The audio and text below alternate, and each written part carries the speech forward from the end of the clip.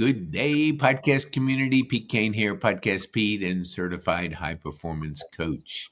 We got a special guest on our show today, a person that has grown a business from scratch, a person that knows how to create systems, knows how to build teams, and we want him to share it with you how he did it. So, Sava, for the people that don't know you, tell our viewers who you are, what you do, and who you serve, and then we'll get into our podcast. Of course. Thank you so much for having me, Pete. I'm Sava Rilak. I'm running Atlanta Pack and Load moving company located in Atlanta, Georgia. We service whole country, and in 2025, we just started helping people relocate anywhere in the world. We completed a couple of international moves, so it kind of completes the picture on our side, and we can call ourselves full service moving company. I love that. You know, I've had quite a few moves in my career, and I'll have to say I've had more bad moves. I've had good moves. So, you know, it's a stressful time because people are, you know, moving their stuff from one location to another. There's timing, there's service, there's breaking things. There's all kinds of things can go wrong, and they do. How do you make that experience a positive one for your clients? That's true. And I'll tell you my experience. When I started doing this, I was visiting every single client, doing in-person moving estimates.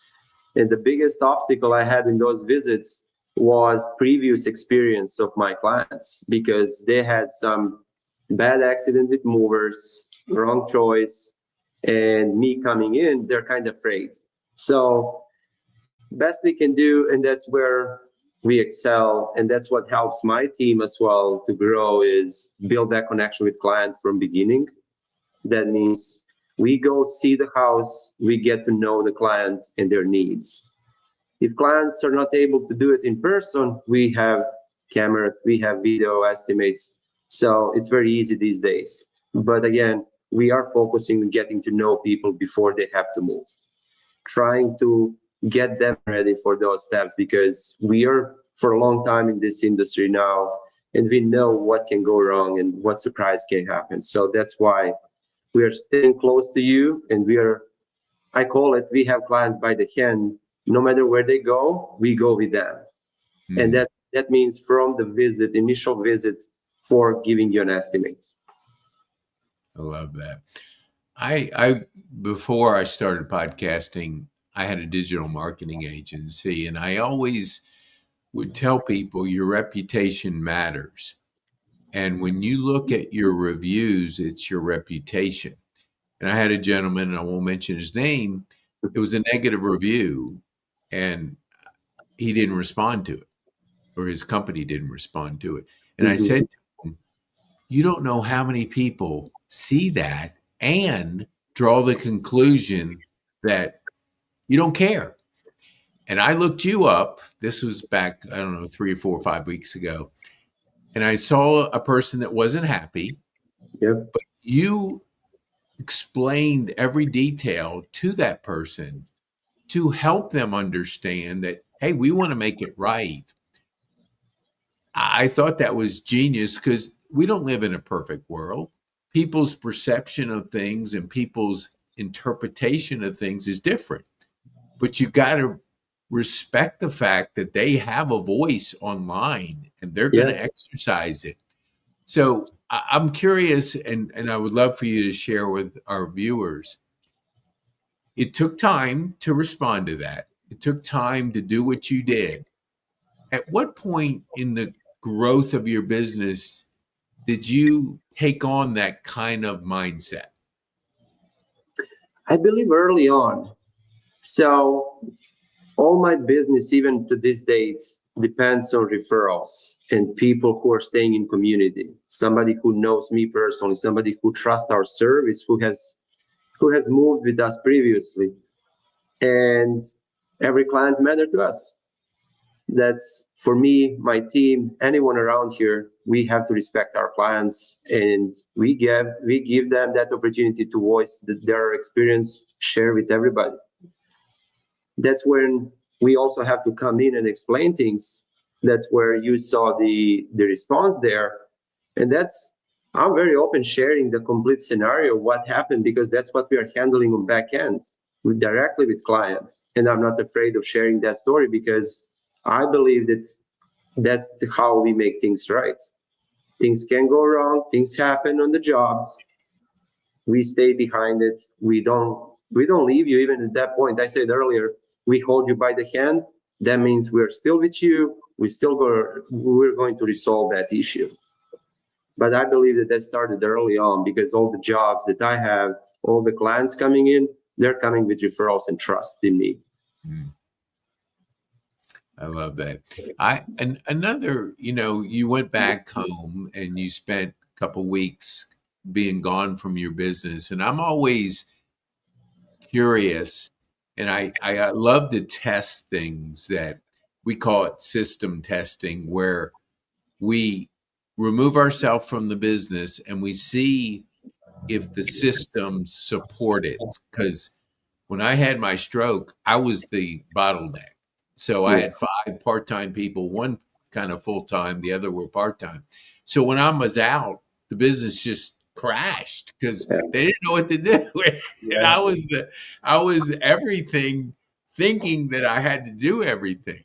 So my question is, one, what was the experience like because you have a team of 30 people. It's Yeah. not like you got one person that you got to say, hey, take care of things. How did that experience work with you being gone and then coming back to the business a couple weeks later? Well, every time you have to step out of your business, it's scary. I know it's nerve-wracking. I'm trying days leading to my time off. I'm trying to work for those days, but actually you can't do nothing. That's all about you have to train your team. And just to kind of go over this last visit, last time out, and I went to visit my home back there. My team just made me so proud. That's simply. Mm, All of us business owners, we still have to check on business. We still want to see our email, what's happening in company. But me personally, for those days, and that was like 2 weeks out, I was just there to kind of calm myself down. Everything else was going smooth. Customers mm, are happy. I see the responses coming in. As you mentioned earlier, we're getting those feedbacks, not just online on social media and Google. It's also in our inbox. People come back to us, and in our software, we get those feedbacks from clients for each one of the guys who was at the job. They have their internal ratings there where people are more open to share their real feedback. And me just looking at it and seeing the jobs are still coming in and we are helping families move in this holiday season just made me happy that the whole system works, team is still together, and they follow the mission. I love that. I was at check-in last night in my Rotary, and I was talking to the lady I was with, and she's very Mhm. community connected and driven and loves just serving. And she recently retired and Mhm. took another position. And she took this position as community connector, like I know you have Maureen that does that. And what she said was profound, and it's going to lead to a question here. She said that he made a comment to her that it was nice that he had somebody that he could empower, that he didn't have to do everything. Like, as a business owner, we don't get to the first level of growth unless we have that attention to detail and that almost like controlling. I got to have everything right, but we can't get to the next level unless we release it and try to trust that we're building a team now. Now it's not all about me building the business. I have to empower. So you have a team and you started the business, and I'm going to guess you were attention to detail, doing everything, making sure everything was perfect. At what point did you realize that you have to do it differently and you were now empowering your team versus you being everything? I'll share that. That's a really good question, and I'll share that with you. Once you start, and exactly, you are completely right how you feel, how I was handling things, but then you see results are repeating. And year after year, you're not making any progress. So the big goal I set on end of 2024, and I have that on even my phone screen, building a team and people around me. That was the biggest goal that I had for 2025. Mm. So I wanted to find good candidates for all positions that we have to fill in and take those people with me. That was my and that was my goal. And last night we had a big celebration, just get everybody together. Our team, our strategic partners came over. We had large crowds just spending time together and saying thank you to everybody, because without people you're still doing good on your own, just you're kind of circling, you're repeating year after year. As soon as I brought people on, I have people around me who are pushing me as well, because I'm now doing better. Plus, you have more people around you who are doing even more than you did before. And it's just a big success for everybody. You know, if I've heard it once, I've heard it 20 times. I just like to have a small business that I have less stress, less aggravation. And I think that's a misperception. I mean, a mis kind of mindset, because you growing your team in 2025. Talk to our viewers about, because you do think like, if I grow and I double the size of my business, am I going to have double the size of stress? What was it like when you started releasing that control and building your team? Did you have to go through some kind of mental gymnastics to get there to the next level? But let me just share this also, because me internally, I was kind of recapping this whole year. And then, yes, hiring is not easy, that's for sure. It's hard to find good people, talents around you. But that doesn't last forever.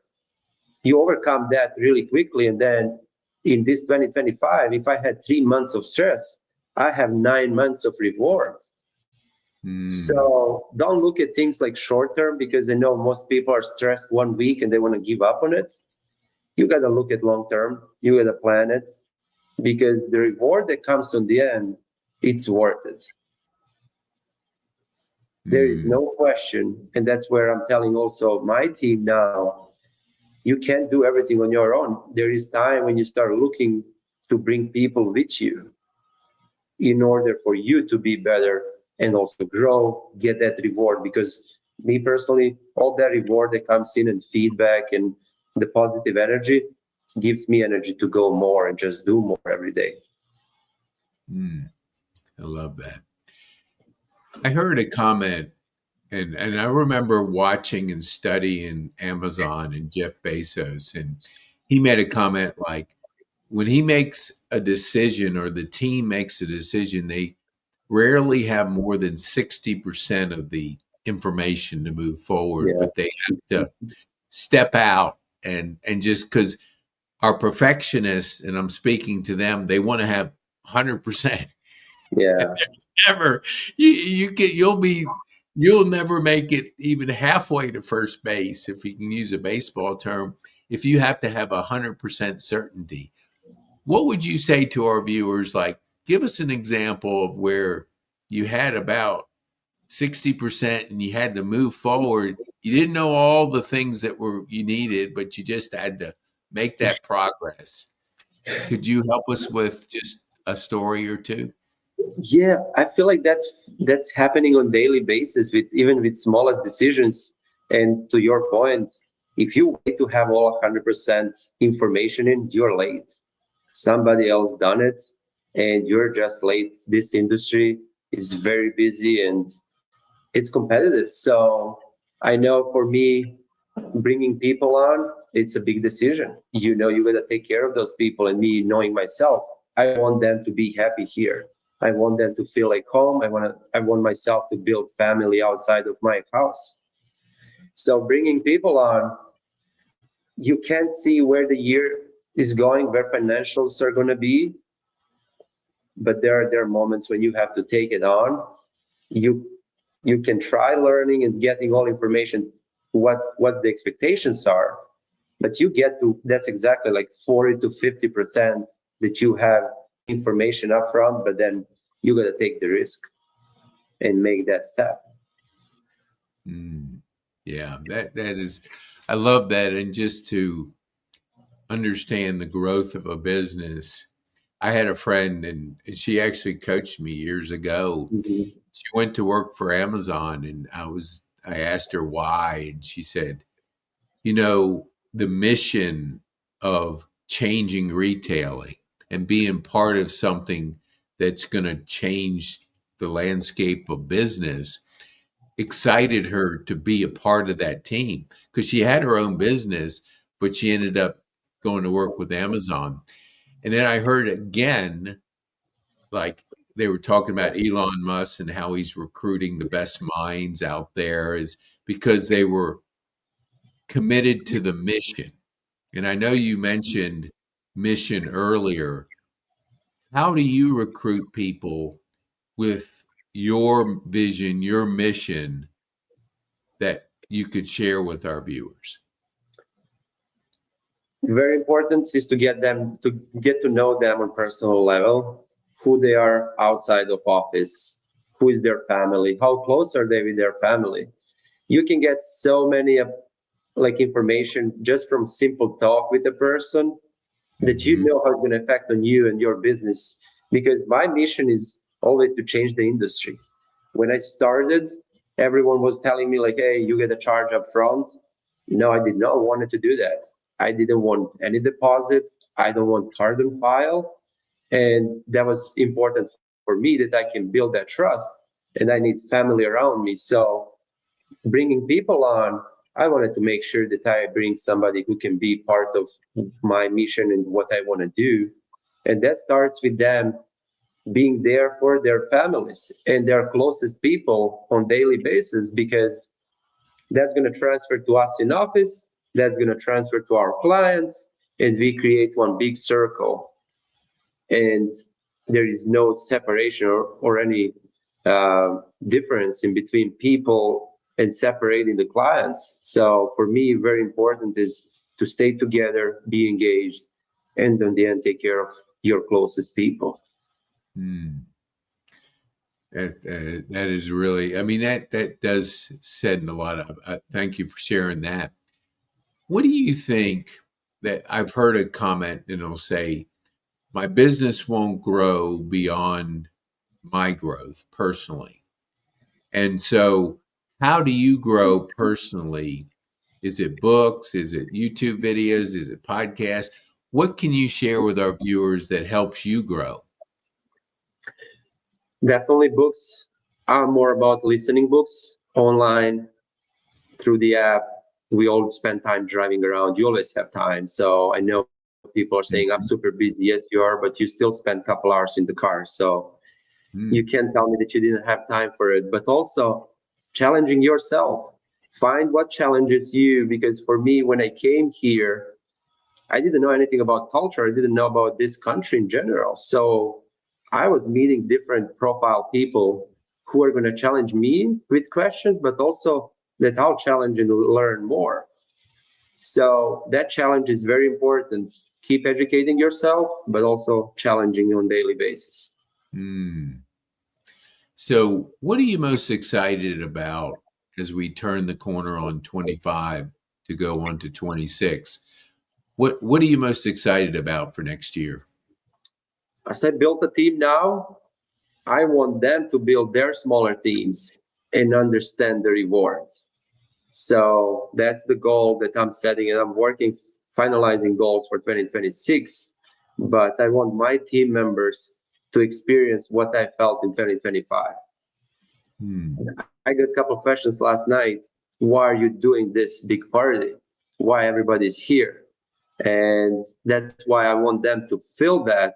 Yes, I can explain it, but I want them to feel rewarded for their own teams and their own success. That is so good. I often I live off my calendar, and if it's not on my calendar, it doesn't happen. And I run into people all the time that will say things like, "I don't want to be tied down to my calendar," or something about like, I want to have the freedom to do whatever I need to do." How do Yeah. you manage your calendar, and what could you share of how it's helped you grow your business by using? Because I know when I all of a sudden I'll say, "Hey, what about this?" And you go, "No, I can't do that, but I could do this." So you Yeah. obviously look at a calendar, but share with our Yeah. viewers how that's helped you grow. Definitely calendar.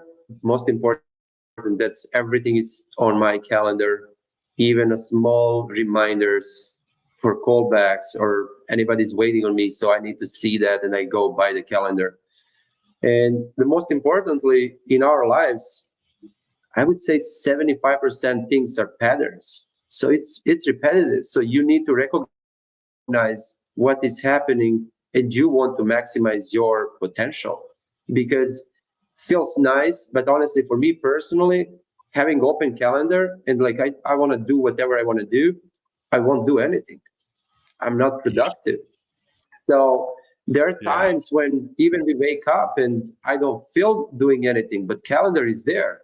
I have commitments. So I do Mm. recommend everybody having very organized calendar and sit down, think about that. Don't just throw things on calendar. We are not performing the best in every area of business in any given time. For me Mm. personally, the most energy I have is probably morning time. So where do I need to give that energy in the morning of, let's say next Tuesday, so I can look it up and be like, hey, this is a very big task. I got to work on it. So let me put that project in the morning. And then you can go throughout the day. And then we come to the end of the day when we're all tired. We're humans. So you get tired. Let's get some simple projects on, get some admin stuff done. It's very easy to understand where and how we operate. And then if you sit down and just give it some time organizing it and strategizing, it's going to pay off very well. Mm. That's great. Um, I had um, I study human behavior and mindset and all that geeky stuff, and they say that the average person has between 12,000 and 60,000 thoughts that go through their head in a day. How do you write things down? I journal. I journal every day, 2 and 3 times. I got to get it out of my head. How do you handle all the noise that's going through our heads on a daily basis? So I know most people have their phones with them 100% of time. Me personally, I have a note taker that Mm. doesn't have any connection to internet, doesn't have anything. It's just because before I was using paper, but then I just digitalized that now. And that's one thing that I'm not separating from. So everything is in there. Every small detail, every note, because there are times when I drive down the road and I'm thinking about something and I have great plan. If I don't put that in the note, I will yeah, I might come back to it, but it won't feel the same. So I gotta work on it immediately. Mm. So definitely for me, it's the note taker that I'm not separating from. Wherever you see me, I'm going to get coffee. I'll have it with me. It needs to be there because I know there are simple talks that we can have. You get an idea. You learn something about yourself or about somebody else. Just get it down. And very good. You can hold those notes, sit on the end of the day, review that, see what you can work on, incorporate something in your calendar, put some time for it, and then you go on.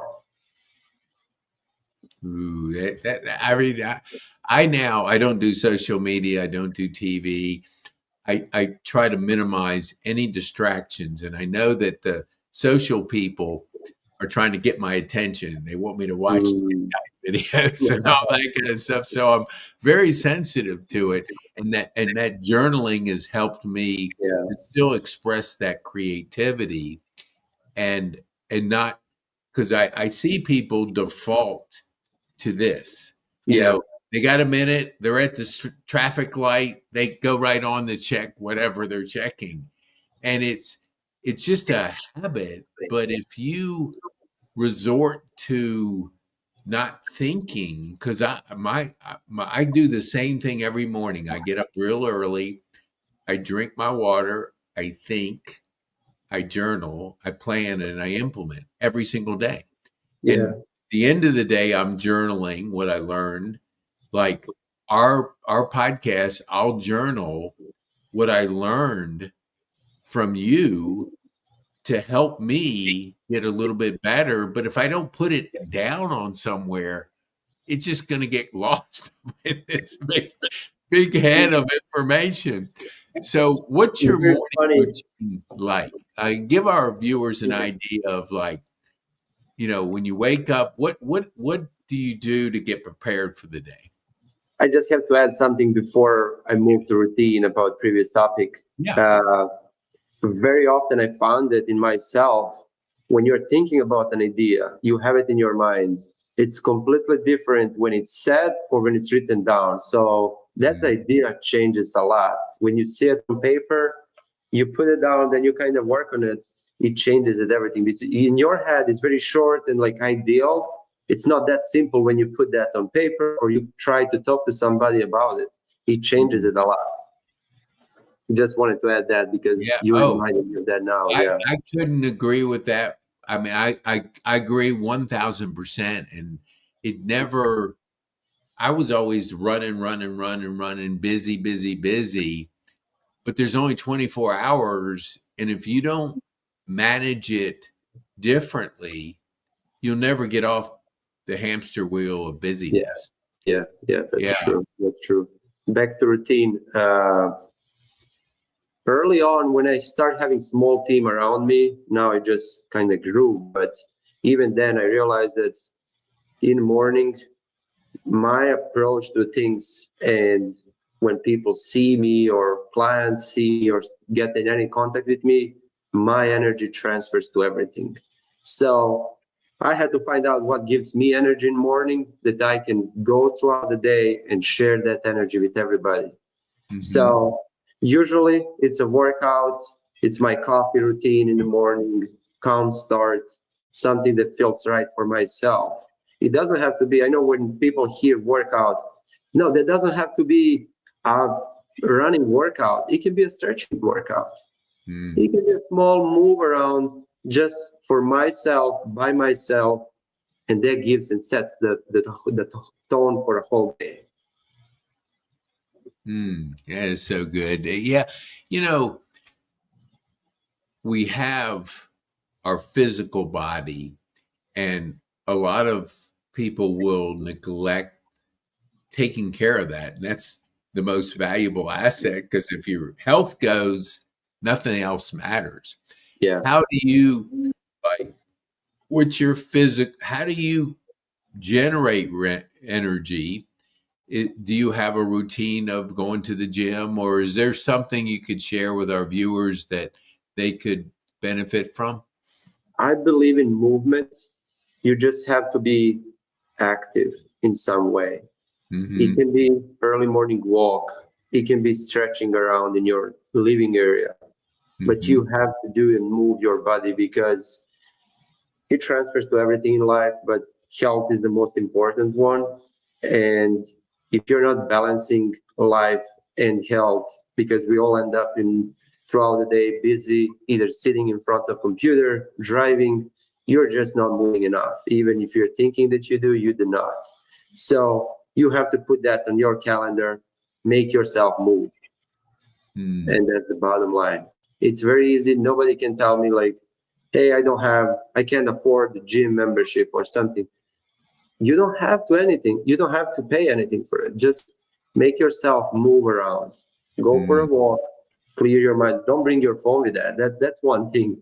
So don't bring your phone, because it doesn't change anything if you stay at home and just scroll the social media. Go out there, breathe fresh air, and just walk. Don't stop.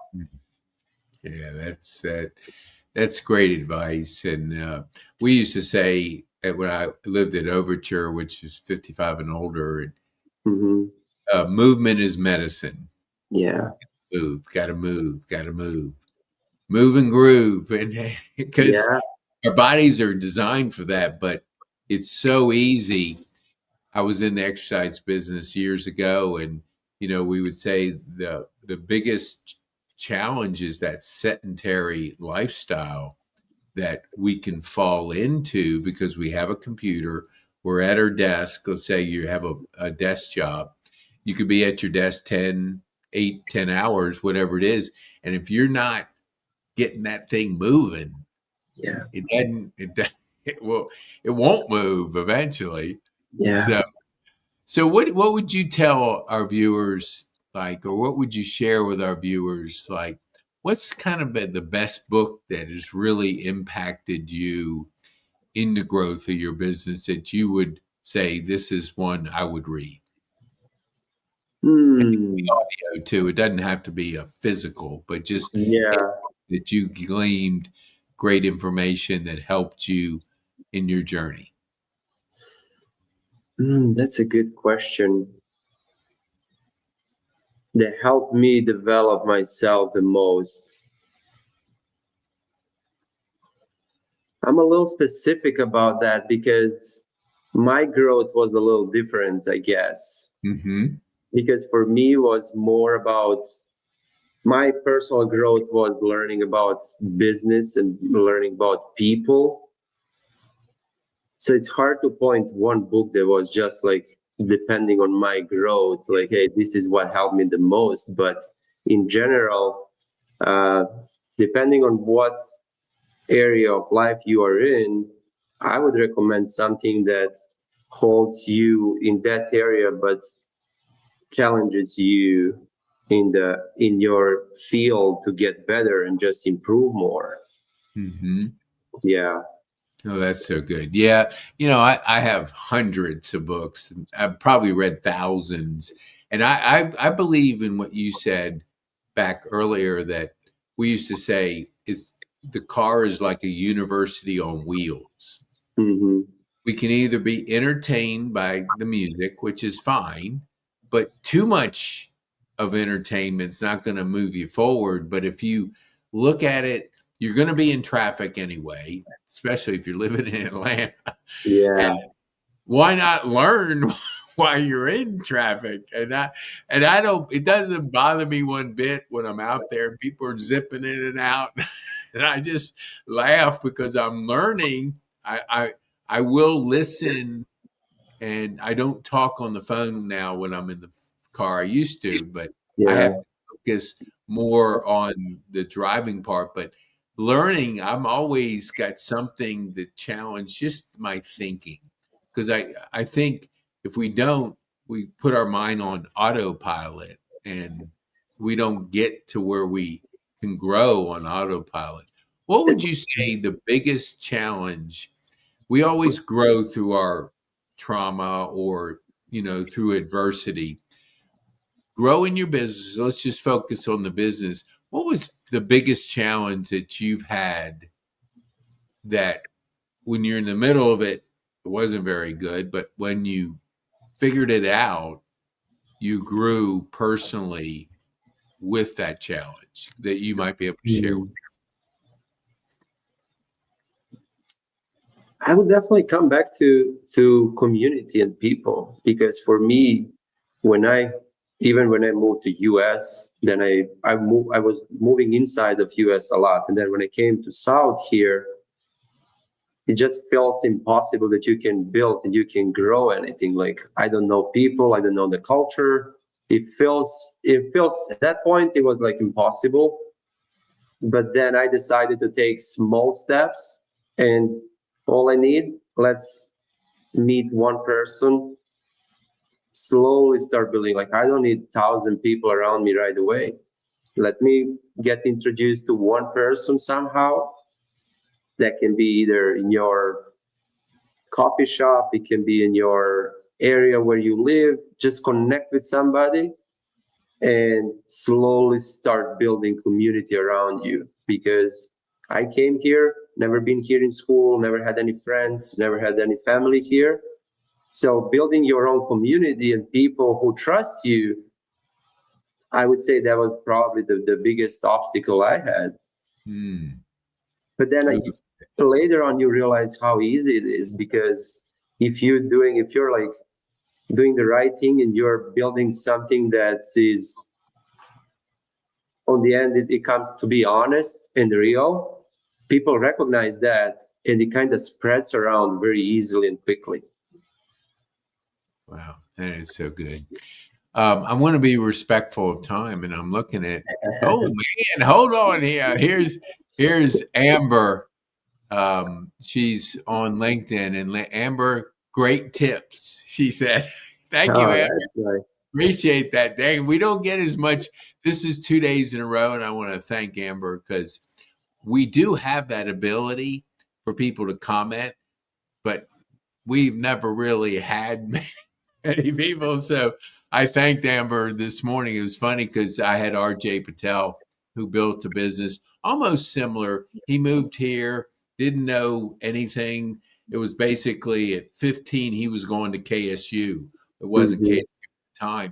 He had to figure it all out. I mean, it was like, you just have to figure it out. You're not like, hey, here's a playbook that you should follow. You just figure it out if Yeah, you have the desire to do it. So I know that's I true. appreciate that comment. So I'm going to put up on the screen how people can get a hold of you, but I would like to ask you one more question. What would you say? Is there anything I did not ask you that you would love to share with our community? Mm, I would just advise people, start planning your 2026. It's kind of late, but you still have time.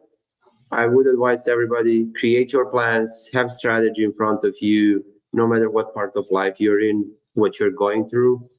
If you create that plan, 60 to 70% of your year, you'll know what's going to happen, and it's going to be easier to handle. I love that. I love that. I love that. Well, Sava, thank you so much for sharing with our community Thank um, you, Pete. the information, because we all need to know how to build, and you're building a great company, and we appreciate employing people, pouring into the community, and doing what you do out Yeah. there each and every day. And if you need to get a hold of Sava, here's his number up on the screen. And please share this with people you know that could benefit from somebody running a successful company and growing as a result of doing the right things in business. So thank you so much, Sava. We appreciate you. Thank you, Pete.